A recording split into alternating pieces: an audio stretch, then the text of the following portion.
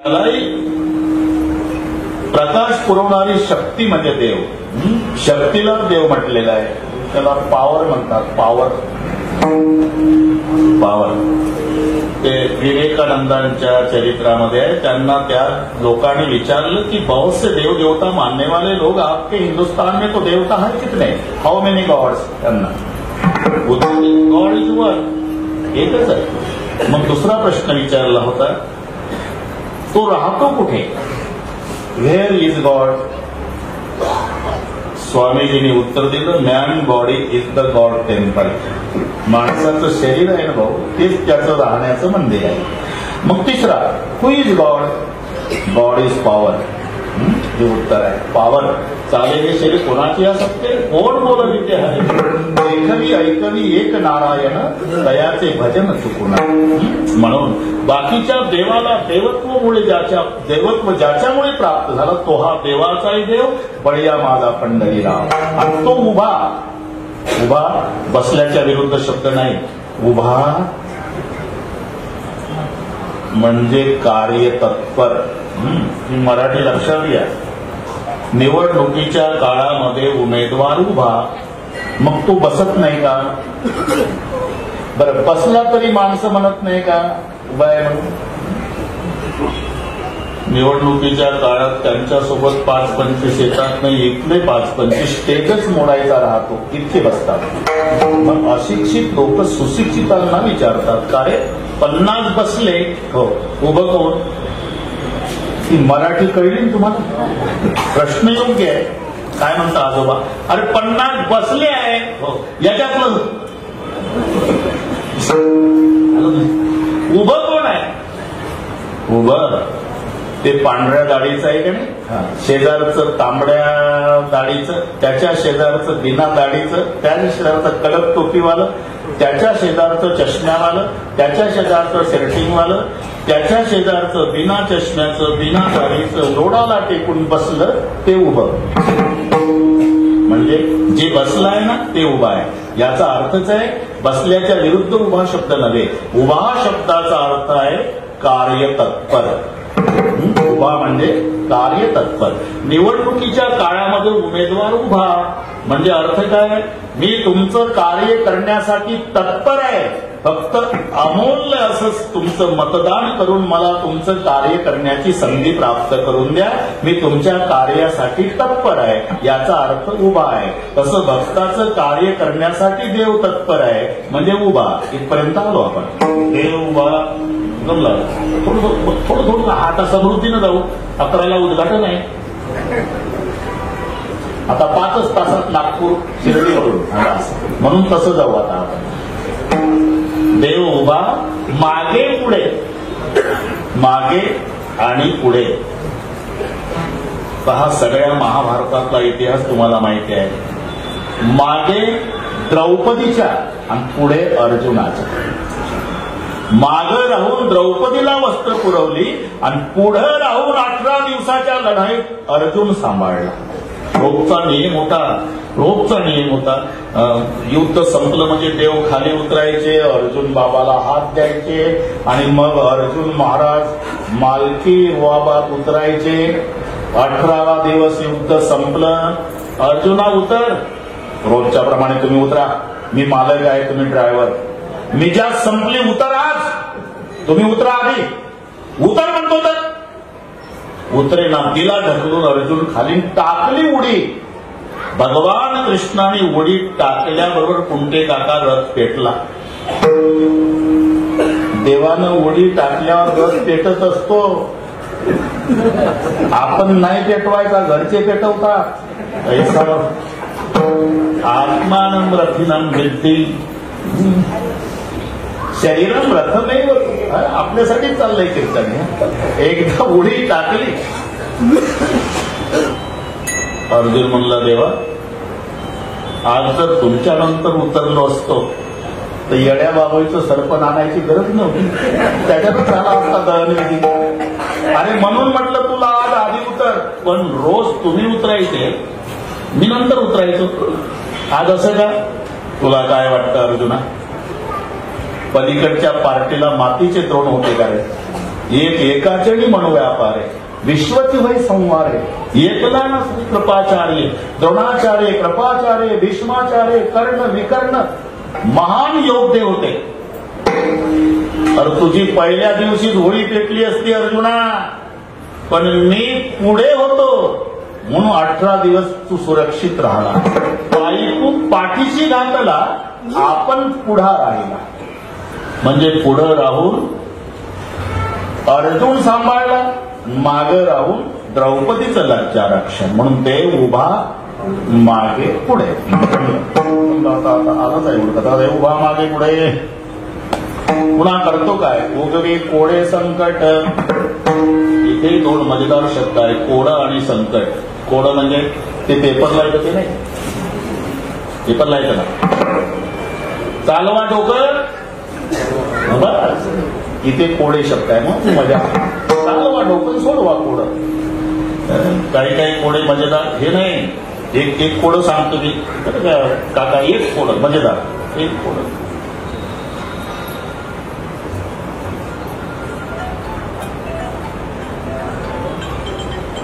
पर्वताग्रे रथोयाती भूमौ तिष्ठति सारथी चलती वायू वेगेन पदमेकम न गच्छती. सोडवा कोडं. रथ पर्वतावर आहे, ड्रायव्हर जमिनीवर आहे. वाऱ्याच्या वेगानं पळतो रथ, पण पाऊलभर सरकत नाही. कुंभाराचं चाल हे त्याचं उत्तर. खिळ्यावर असतं इथे पर्वताग्रे, ड्रायव्हर बसतो मांडी जातो. भूमौ तिष्ठति सारथी चलती वायू वेगेन, फिरवून कर्र फिरतं, पण गळ्याच्या बाहेर गेलं नाही. पदम एकम न गच्छती. ही गंमत चाललंय. अपादौ दूरगामीच साक्षरो नथ पंडिता अमुखोस्फुट वक्ताच यो जानाती स पंडिता. हे दुसरं कोडं समजलं का? म्हणजे पाय नाही पण दूर जातं.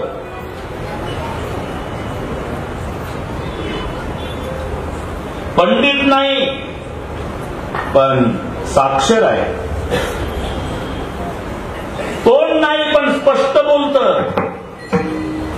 याचं उत्तर पत्र आहे.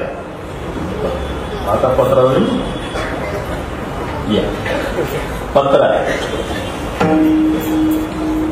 अपादव दूरगामीच, तुम्ही काहीच करू नका. पोलीस मामा बघा इकडे जाता, वैमानाने इकडे बसा. फक्त त्या लाल डब्यात टाका, लाल डब्यात टाका. गेलं दिल्लीला. अपादव दूरगामीच.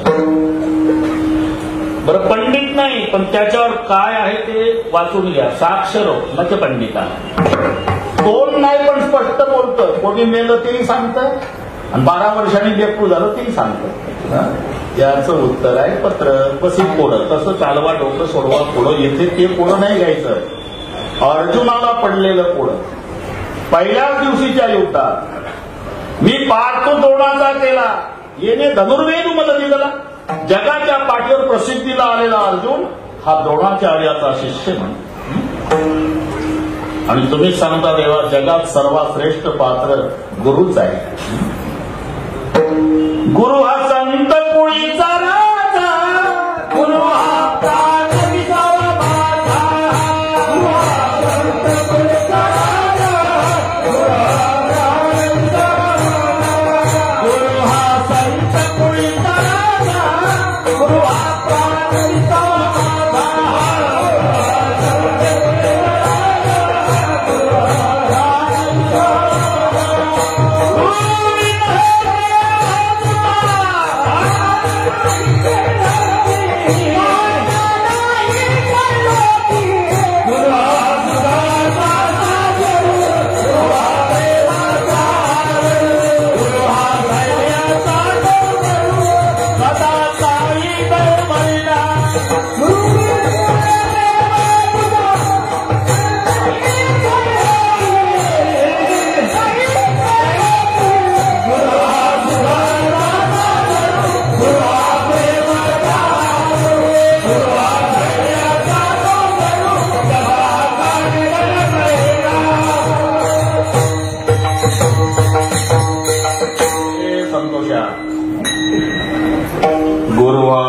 संत कोळीचा राजा, गुरु हा प्राण विसावा माझा, गुरु विन देव तुझा पाहता नाही त्रैलोकी, गुरु हा सुखाचा सागर, गुरु हा प्रेमाचा आगर, गुरु हा दयाचा डोंगर, कला काळी दळवळण.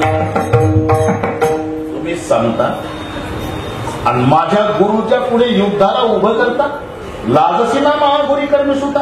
शांत हो, मला माहितीये ते तुझे गुरु आहे, तू त्यांचा शिष्य आहे, पण एक विचारू का रे, ते ताज घ्यायला आले का तू शिकायला आला? इमानदारीने सांग. अरे गुरु असले तरी ते कौरवाचे प्रतिनिधी आहे आणि तू शिष्य असला तरी पांडवाचा प्रतिनिधी आहे. आता गुरु शिष्याचं नातं आश्रमात प्रतिस्पर्धी समजून गुरुवरही विजय मिळवणं आता तुझा क्षत्रिय धर्म आहे. याला म्हणतात उगवी कोडे. विठ्ठल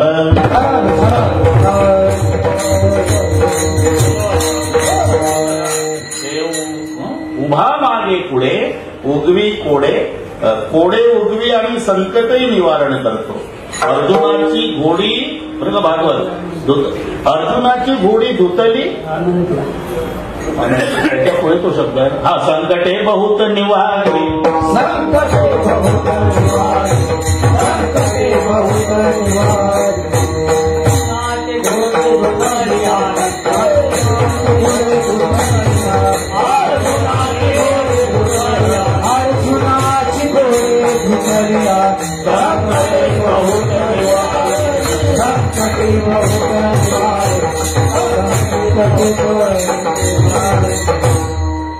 उगवी कोडे संकट इथपर्यंत ठीक आहे.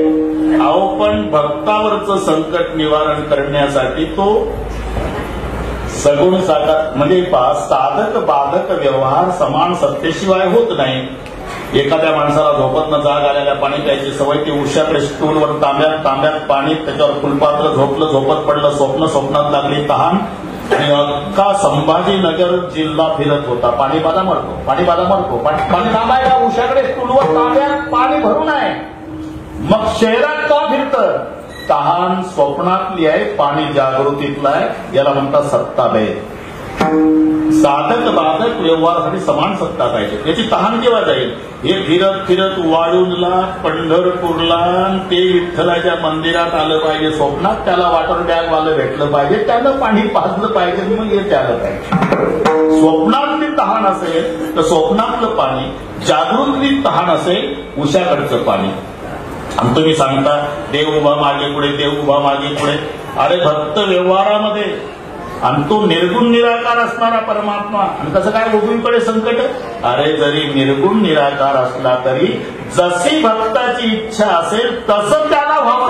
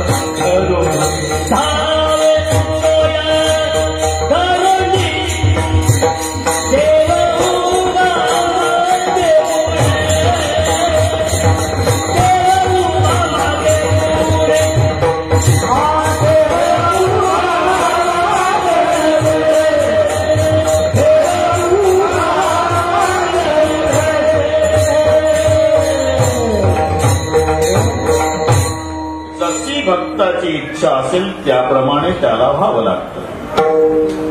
पार्थ विनवी माधवासी विश्वरूप दाखवा, मनोनिया हरिधरी विकट रूप ते धवा, थोर अनर्थ दाहला खंड मरला करे, म्हणे भेटवा विभो स्वरूप गोदिरे. विनंती केली अर्जुनाने बरं का कुंडेदादा, पार्थ विनवी माधवासी विश्वरूप दाखवा, मनोनिया हरी धरी बिकट रूप ते धवा. दाखवलं विश्वरूप न घाबरला. बंद करा हे पहिल्यासारखं काय घाबरलो मी.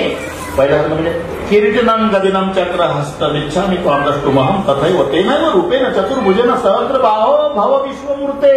पहिल्यासारखा हो. पुन्हा देव पहिल्यासारखा झाला. याला म्हणतात जैसा केला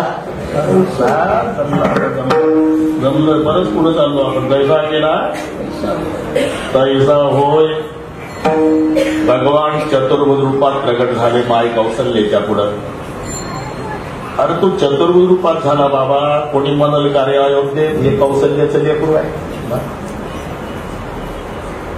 भय प्रगट कृपाला दीन दयाला कौशल्या अर्जुन महतारी लोचनया रामा हनुमन श्यामा दयालुन भुजधारी. चतुर्भुज रूपात लहान व्हा देवा. लहान झाले.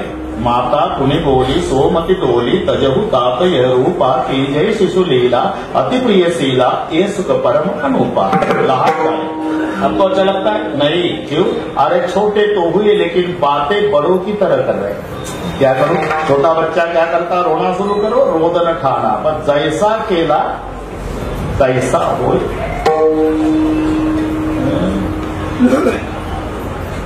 रे संतोष चहा मला चहाच ऐकवायला जैसा केला जमतंय. जैसा केला तैसा होय. दावे सोय धरुणी. अशी भक्ताची इच्छा असेल त्याप्रमाणे त्याला भावला तो होत असतो. आता एक लक्षात घ्या.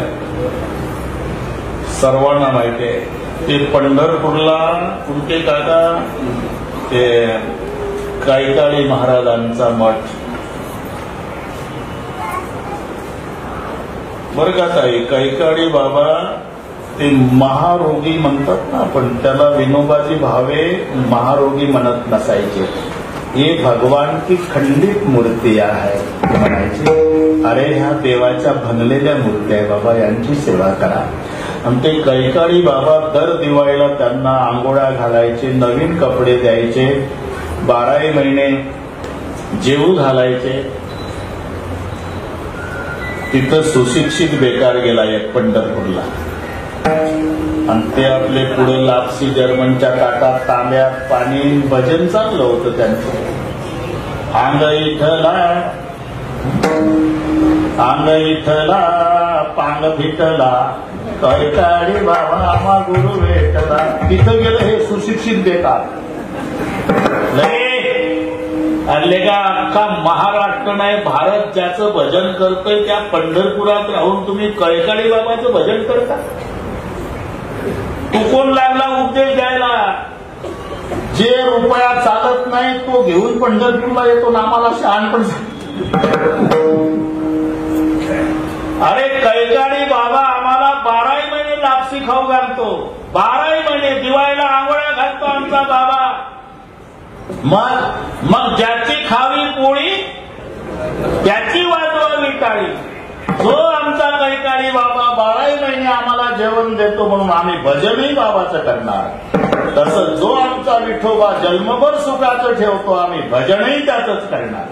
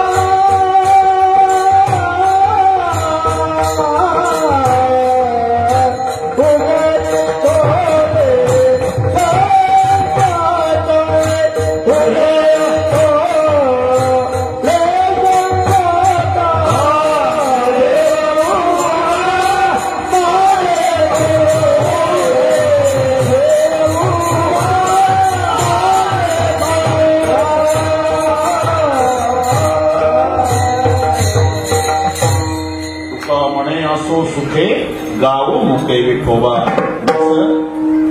झाले रामराज्य काय उणे आमासी धरणी धरी पिके गायी वळल्या मैशी.